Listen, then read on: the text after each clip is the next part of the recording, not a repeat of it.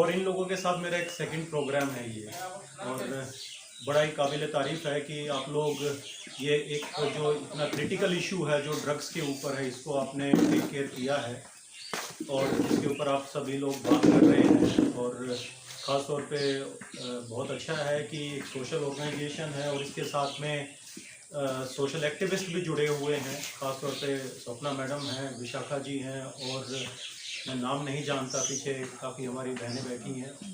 और बहुत अच्छा लगा कि यहाँ पे एक जो विमेन का पार्टिसिपेशन है वो बहुत ज़्यादा है। मैं सोच रहा था कि यहाँ यूथ मिलेगा, काफ़ी जो युवा हैं आसपास के वो मिलेंगे, लेकिन थोड़ा एक सैड सिचुएशन है कि वो यूथ नहीं नज़र आ रहा है कहीं पे भी। और जो हमने अभी डाटा और एनालिसिस किया है इसके अंदर जो ड्रग्स वगैरह पे, तो जो हमारा त्रिपुरा है तो वो नंबर 1 पे जा चुका है अभी, खासतौर पर पूरे नॉर्थ ईस्ट के अंदर। पहले ये जो प्रॉब्लम था ये आपका पूरे इंडिया में पंजाब के स्टेट में बहुत होता था ये, क्योंकि वहाँ से अफ़गानिस्तान की साइड से ड्रग्स आता था और वहाँ का जो यूथ है वो टोटली बर्बाद हो चुका है आज की डेट में। लोग कहते हैं कि पंजाब बड़ा खुशहाल प्रदेश है, लेकिन हमसे पूछिए कि पंजाब में आज की डेट में कुछ भी नहीं है। पूरे हिंदुस्तान का 53% का जो कर्जा है वो सिर्फ पंजाब के अंदर है। और जो कि हम बोलते हैं और हमारे जो प्राइम मिनिस्टर साहब भी बोलते हैं कि our country is the most youngest country in the world, जहाँ पे 65% जो यूथ है वो इंडिया के अंदर है। लेकिन ऐसे यूथ का क्या फ़ायदा जो कि ड्रग्स के एक चुंगल में और उसके क्लोज में फंसा हुआ है। अब हम आ जाते हैं वापस अपना नॉर्थ ईस्ट में। नॉर्थ ईस्ट के अंदर आपका आज की डेट में अफ़गानिस्तान से ज़्यादा बुरा हाल है, बिकॉज मैक्सिमम जो ड्रग्स है वो आपका म्यांमार से आ रहा है हमारे यहाँ पे। और इतना ही नहीं है, अभी मैं एक पीछे रिपोर्ट पढ़ रहा था, बिकॉज 2022 अक्टूबर में लास्ट मंथ में ही हमारे जो होम मिनिस्टर साहब हैं वो गुवाहाटी में आए और उन्होंने एक बहुत बड़ा कॉन्फ्रेंस किया जिसमें पूरे जो नॉर्थ ईस्ट के चीफ सेक्रेटरी और दूसरे जो पुलिस विभाग के जो बड़े बड़े ऑफिशियल्स थे उनको उन्होंने वहाँ पे एड्रेस किया और उन्होंने क्लियर कट बताया, इस चीज़ को बोला कि जो म्यांमार है, म्यांमार हब है जो ड्रग सप्लाईज का। और अपार्ट फ्रॉम दैट कि बहुत सी जो हमारे स्टेट्स हैं वहाँ पे खेती हो रही है, ओपियम का खेती हो रहा है, मैरिजुआना का खेती हो रहा है। तो उस चीज़ के पीछे कौन है ये लोग, और हमारा जो यूथ है वो कैसे इसमें डिस्ट्रैक्ट हो चुका है, और जो डिस्ट्रैक्ट हो चुका है उसको यूथ को कैसे हम निकालें उसमें से। अब स्टार्टिंग किया जो आपकी ऑर्गेनाइजेशन के माइकल जी हैं, माइकल देवर्मा जी, तो उन्होंने बताया कि इसके अंदर जो आपका यूथ है उसमें 70% जो इसमें ड्रग में एडिक्टेड है, they are suffering from HIV positive है। अब वो HIV पॉजिटिव एक आप लोगों को सुनने में बड़ी एक अजीब सी चीज़ लगती हो कि HIV है ये, लेकिन जिसको HIV है और जो इस बीमारी से ग्रसित है और जो जूझता है उससे पूछिए कि HIV का क्या रहता है। ये एक जेनेटिक प्रॉब्लम बन जाता है। ये मत सोचिए कि सिर्फ जिसने ड्रग लिया है वो HIV से ग्रसित हो गया, नहीं, उसके साथ में उसकी बीवी को मिलेगा, उसके बच्चे को मिलेगा, और बाद में जितना उसका पूरा जो कुल जो चलेगा, जो पूरा उसका एक जनरेशन चलेगा, उन सबको वो HIV मिलेगा अगर प्रॉपरली उसका ट्रीटमेंट नहीं हुआ तो। और उसकी जो मौत होती है, जो HIV पॉजिटिव जो होता है, बड़ी ही भयानक किस्म की मौत होती है उसको। वो पानी से डरता है, जो लाइट आता है, प्रकाश जो आता है उससे डरता है, उसको फोटोफोबिया उसको बोलते हैं, हाइड्रोफोबिया होता है, उसको पानी से डर लगता है उसको। ऐसी सिचुएशन में चिल्ली मार मार के रोता है और आखिर में उसका कोई भी इलाज नहीं और फाइनली दम तोड़ देता है। अब मेरे से पहले भाई साहब ने बताया कि कैसे कैसे ड्रग्स को इस्तेमाल करते हैं, कौन कौन सी ड्रग्स हैं। इस चीज़ के बारे में शायद बहुत सी ऐसी चीज़ें हैं जिसके बारे में आपको पता भी नहीं है कि कैसी कैसी ड्रग्स आती हैं मार्केट में, और हर कोई अफोर्ड नहीं कर सकता उसको। कि कोई अगर सोचे कि भाई मैं हीरोइन कोकीन ले लूँगा तो नहीं ले पाएगा वो हीरोइन कोकीन को। उसको यूथ को सिर्फ इस्तेमाल किया जाएगा मार्केट में एज ए ड्रग पैडलर की। हीरोइन और कोकीन जाके बेच दीजिए। बड़े बड़े जो जिनके पास पैसा होता है, जो बिगड़े बाप की औलाद होती हैं, जिनके जेब में खूब पैसा होता है, उसको खरीदते हैं, उस चीज़ को यूज़ करते हैं। और ड्रग पैडलिंग में उसको क्या मिलता है, 200 रुपये 400 रुपये मिलेगा उसको। लेकिन कई बार वो भी सोचता है चलो यार मैं भी एक बार सूंघ के देख लेता हूँ इसको, एक बार सूंघा और गया काम से वो। और फिर और क्या है कि ये जो ड्रग पेडलिंग जो चलता है इसमें अलग अलग और चीज़ें होती हैं। कोरेक्स कफ सिरप होता है, उसको यूज़ करते हैं ये लोग। ये साइकिल, मोटरसाइकिल, बाइक्स वगैरह को जो पंचर लगाते हैं उसका सोल्यूशन होता है। जो सोल्यूशन जो यूज़ होता है उसको हम दिल्ली में देखते हैं। ये सब चीज़ें आपके तिपरासा तक नहीं है सीमित। ये दिल्ली में कनॉट प्लेस जो पूरे हिंदुस्तान का जो दिल है वहाँ पे आपको यूथ मिल जाएगा, रुमाल के ऊपर लगा के, और उसको सारे दिन स्निफ करते रहते हैं वो, और पड़े रहते हैं किसी कोने के अंदर। इसी टाइप से आयोडेक्स हम सोचते हैं इतना, उसको बदन पे लगाते हैं, दर्द होता है तो दर्द में रिलीफ करता है वो, तो थोड़ी देर में मेरे को तो बड़ा एलर्जी है उससे, मैं लगाता हूँ तो जलन हो जाता है पूरी बॉडी में। I can't tolerate that thing. और आप बिलीव करो कि यूथ खाता है उसको ब्रेड पे लगा के, आयोडेक्स को लगा के खाता है। वो भी एक नशा है, वो सस्ता नशा है और इजिली अवेलेबल है वो। अब कोरेक्स हो गया, ये सब चीजें, और कफ सिरप हो गया, उनको जाके किसी मेडिकल स्टोर पे जाके केमिस्ट शॉप पे पूछेंगे कि हमें दे दीजिए, कुछ गोलियां होती हैं ऐसी, वो इजिली अवेलेबल होती हैं। आपको भी नहीं पता चलेगा कि हमारे घर में बच्चा ये क्या कर रहा है, ये दवाई किस चीज की है, लेकिन आपको नहीं पता कि आपका घर बर्बाद हो रहा है उसके पीछे में। तो सबसे जरूरी ये भी आ जाता है कि हम लोग ना समाज में सोचते हैं कि दूसरा क्या सोचेगा, दूसरा क्या कहेगा, इसलिए आप लोगों के घर में किसी में है अगर ऐसी चीज तो उसको दबाइए मत, उस चीज को रजिस्टर करिए ताकि उसका सॉल्यूशन मिल सके। अगर उसका सॉल्यूशन अगर आप नहीं ढूंढेंगे और सॉल्यूशन नहीं मिलेगा तो आप देखिए कि आपके परिवार खत्म होता चला जाएगा उसमें।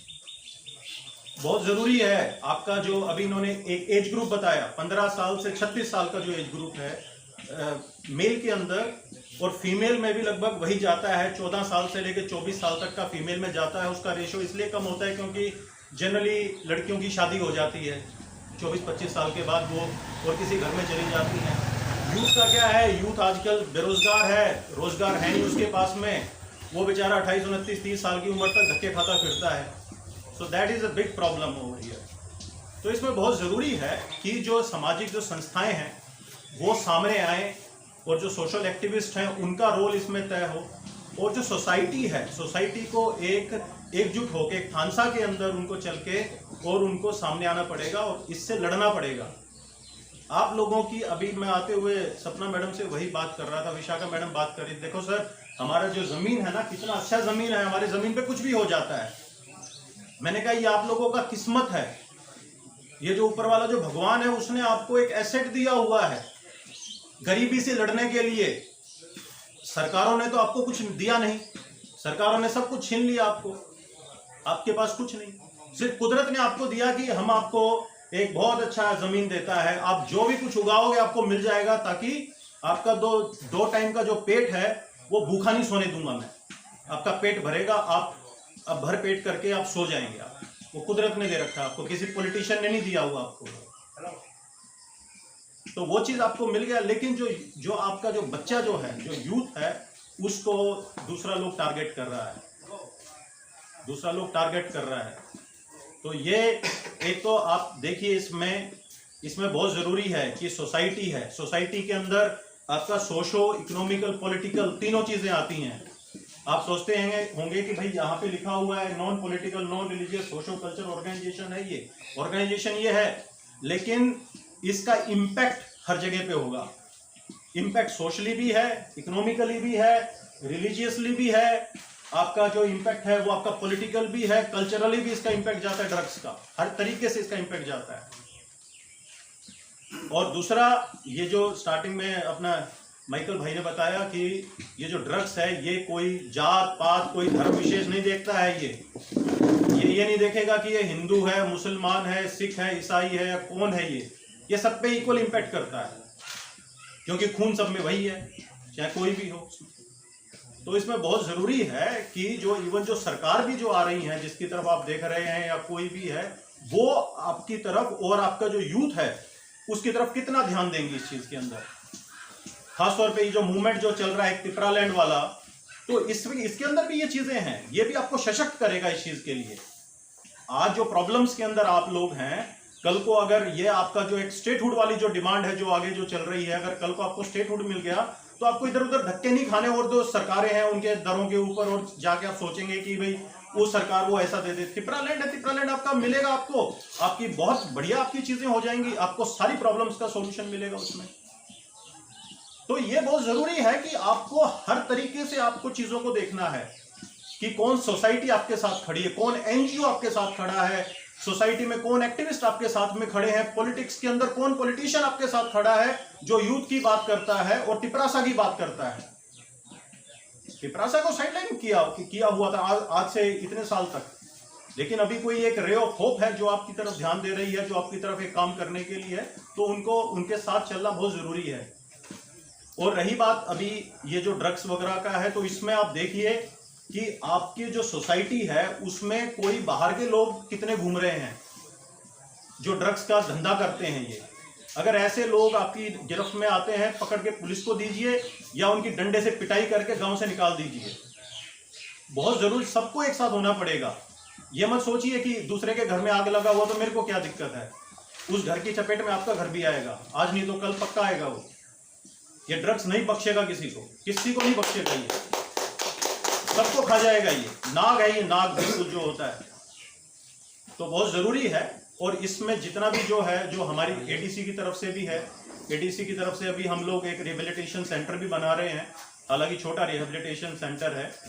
केंद्र सरकार को भी हमने काफ़ी प्रोजेक्ट हमारी एडीसी की तरफ से गए हैं, जिसके अंदर और भी हमने रिहेबिलिटेशन सेंटर का बात किया है कि जितना जो यूथ है उसको पकड़ा जाए, उसमें डाला जाए, उनको उसके बाद उनको मेन स्ट्रीम में लाया जाए और बाद में उनको रोजगार दिया जाए। जनरली रिहेबिलिटेशन सेंटर जो चलते हैं वो खुद अपना धंधा होता है उनका, बहुत चलते हैं, बहुत हमने देखे हैं कि रिहेबिलिटेशन सेंटर में गए और वहीं से ही अपनी दुकान चलाते हैं, अपने ड्रग्स उनको सप्लाई करते हैं और अपना उनका बिजनेस फ्लोरिश करता है। लेकिन ये बहुत अच्छी चीज़ है, ये जो संस्था है ये बिल्कुल एक दिल से और साफ नीयत से काम कर रही है आप लोगों के बीच में। तो हमें चाहिए कि भाई ऐसी जो ऑर्गेनाइजेशंस हैं, ऐसी संस्थाएं हैं, सभी लोग उसके साथ जुड़ें, उनका हेल्प करें, उनको आगे लेके चलें और जो ये पूरा जो क्राइसिस जो चल रहा है इसको मैनेज करने में इनकी मदद करें आप। और जो भी एज ए एडमिनिस्ट्रेशन हमारी जो टीटीएडीसी है उससे जो बन पा रहा है उतना हम कर रहे हैं। शायद आपको लगता होगा कि टीटीएडीसी इतना कुछ कर नहीं रही है, लेकिन जो रिजल्ट होता है उसमें थोड़ा टाइम लगता है। हम लोगों के पास पैसा नहीं है, हम केंद्र सरकार के आश्रित हैं, उनसे भरोसे पे हैं कि वो हमें कुछ देंगे, लेकिन वहाँ से भी कुछ नहीं मिलता। लेकिन हम फिर भी सेल्फ हेल्प ग्रुप्स का अपना हेल्प ले रहे हैं अभी, और आने वाले टाइम के अंदर आपको काफ़ी कुछ इसमें डेवलपमेंटल चीज़ें नज़र आएंगी। रिहेबिलिटेशन सेंटर भी खुलेंगे, युवाओं के लिए भी अभी बात हमारा चल रहा है। अभी हमने रिसेंटली एक MOU भी साइन किया जिसके अंदर जो युवा है जितने, तो उनको स्किल में हम लेके आए, उनको स्किल दें हम। महिलाएं हैं, महिलाओं को स्किल दिया जाए, जो यूथ हैं दूसरे उनको स्किल दिया जाए, जो भी सेक्टर में है, ताकि उनको रोजगार मिले, ताकि उनका जो माइंड है फ्लक्चुएट ना होके और वो एक मेन स्ट्रीम में आए। मेरा कल मणिपुर में बात हो रहा था, तो वहाँ पर भी एक ADC है, लेकिन हम जैसा पावरफुल नहीं है, वो 7 शेड्यूल में आता है। उनके एक EM साहब हैं, उनसे बात हुआ तो हमारे यहाँ 3-4 दिन पहले TTADC में एक पाम ऑयल की प्लांटेशन के ऊपर बात चल रहा था। एक काफ़ी बड़ा सेमिनार हुआ है। तो उसमें क्या है कि जो पाम ऑयल है उसकी प्लांटेशन जगह जगह पे करेंगे, जिससे कि रेवेन्यू अच्छा बढ़ेगा आप लोगों का, फार्मर्स का, आपके पास अच्छा पैसा आएगा, आप लोग भी डेवलपमेंट की बात कर सकेंगे उसमें। तो हम उसका बात हमने मणिपुर में किया। वो बोले अरे सर हमारे यहाँ तो खेती कर रहे हैं, ओपियम का खेती कर रहे हैं, मैरिजुआना का खेती कर रहे हैं, अफीम का खेती चल रहा है वहाँ पे। तो हम कम से कम इस खेती को उखाड़ फेंकेंगे और हम वो पाम ऑयल उगाएंगे वहाँ पे। तो ये बहुत जरूरी है कि जो एक गलत जो सिस्टम जो चला हुआ है उससे जो खेती हो रही है उससे किसको फायदा मिल रहा है? फार्मर को फायदा थोड़ी मिल रहा है। फार्मर को तो बहुत से ऐसे फार्मर है जिनको पता ही नहीं है कि वो ओपियम होती क्या चीज है, वो उसमें से निकालेंगे कैसे। लेकिन वो बड़ी बड़ी जो इंटरनेशनल जो ताकतें हमारे देश के बाहर बैठ के हमारे देश को कमजोर कर रही हैं, उनके खिलाफ हमें लड़ना है। और जो खास तौर पे अभी पूरे नॉर्थ ईस्ट के अंदर हमारा तिपरासा के ऊपर ये संकट आ चुका है, तो इस संकट से ये नहीं है कि ये संस्था निकाल देगी आपको, ऐसा नहीं है। इसमें हर किसी का सहयोग चाहिए, हर एक इंसान का सहयोग चाहिए इसके अंदर। जिसके साथ जो बीत गई आप उस चीज के अंदर आप सब एकजुट हुइए और उसके अंदर जिसके साथ प्रॉब्लम है, जो HIV में है या फिर ड्रग्स में आ गया है, सब क्यूमुलेटिव होके उस चीज को फाइट कीजिए ताकि उनको हम मेन स्ट्रीम में लेके आए। मैं हमेशा कहता हूं कि माँ बाप होता है, अपने बच्चे को पैदा करता है तो ऐसे ही नहीं पैदा कर देता उसको। 9 महीने माँ अपने पेट में रखती है, उसका बड़े सपने होते हैं, मेरा बेटा बड़ा होगा, उसको बड़ा काबिल बनेगा, हम गरीब हैं तो उसको गरीबी से हमें निकालेगा, रोजगार करेगा, कोई IAS बने, कोई डॉक्टर बनेगा, कोई इंजीनियर बनेगा। लेकिन जब वो युवा होता है, जब वो स्कूल में आता है, कॉलेज में जाने का उसका टाइम होता है, तो किसी नाली किनारे पड़ा हुआ होता है, वो किसी कोने में पड़ के वो इंजेक्शन ठोक रहा होता है अपनी नसों के अंदर, तो क्या होगा उसमें? उसका आपका सपना तो चकनाचूर हो गया ना। अब किसने किया वो आपका जो सपना है वो चकनाचूर, और आपके जो आगे का जो सपना है वो कहाँ क्या होगा उसका? उस माँ का क्या जिसने 9 महीने अपने पेट में उसको रखा? उस बाप का क्या जिसने अपने बेटे के लिए सपने देखे हैं? उस माँ, उस बहन का क्या? उस भाई का क्या जो सोचता है मेरा भाई मेरे लिए राखी के ऊपर मुझे ये गिफ्ट ला के देगा, उसको रोजगार मिलेगा? आप लोगों का सपना तो चकनाचूर हो गया बिल्कुल। लेकिन जेल किसका भरा?